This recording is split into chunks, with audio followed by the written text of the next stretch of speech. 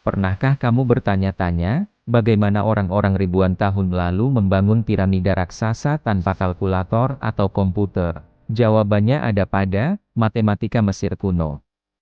Mesir kuno berkembang sekitar 3000 tahun sebelum Masehi, di sepanjang Sungai Nil. Mereka bukan hanya bangsa yang religius dan penuh misteri, tapi juga sangat terorganisir, dan matematika adalah salah satu pilar penting peradaban mereka.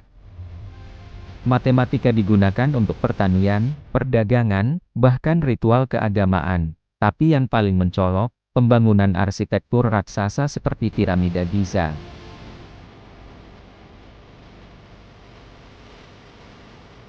Kita tahu tentang matematika Mesir kuno dari dua naskah kuno, Papirus Rim dan Papirus Maskou. Papirus Rim ditulis sekitar 1650 sebelum Masehi oleh seorang ahli matematika bernama Ahmes. Ia menyebut naskahnya sebagai cara menghitung segala sesuatu. Bayangkan, 3600 tahun lalu, mereka sudah punya buku teks matematika.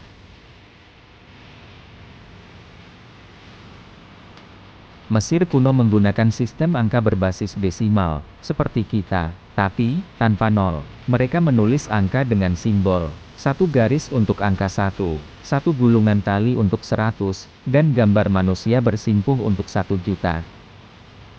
Sistemnya aditif. Angka ditulis dengan mengulang simbol. Misalnya, angka 276 akan ditulis dengan 2 simbol 100, 7 simbol 10, dan 6 simbol 1.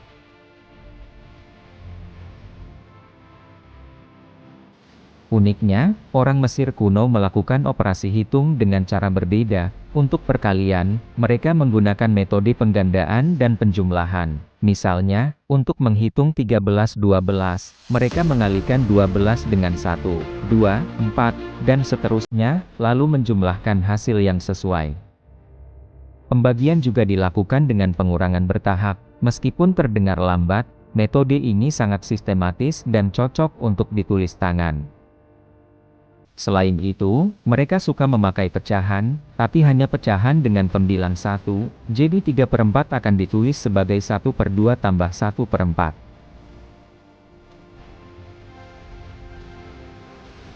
Matematika bukan sekadar teori bagi orang Mesir, mereka menggunakannya untuk menghitung luas ladang, menentukan pajak hasil panen, membagi makanan dan minuman secara adil, merancang bangunan monumental dengan presisi tinggi. Bayangkan, mereka menghitung sudut kemiringan piramida tanpa alat ukur modern.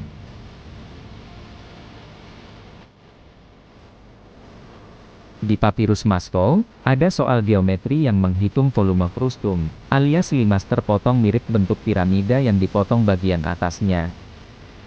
Ini membuktikan bahwa mereka punya pemahaman geometri praktis, bahkan meski belum memakai rumus seperti yang kita kenal sekarang.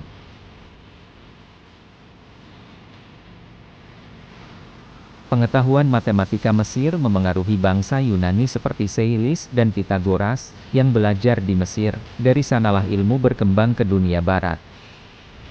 Jadi, bisa dibilang, fondasi matematika yang kita pelajari sekarang, sebagian dibangun ribuan tahun lalu oleh tangan para juru tulis Mesir. Matematika bukan hanya angka, tapi kisah manusia memahami dunia, dan di Mesir kuno, matematika menjadi jembatan antara langit, bumi, dan keabadian.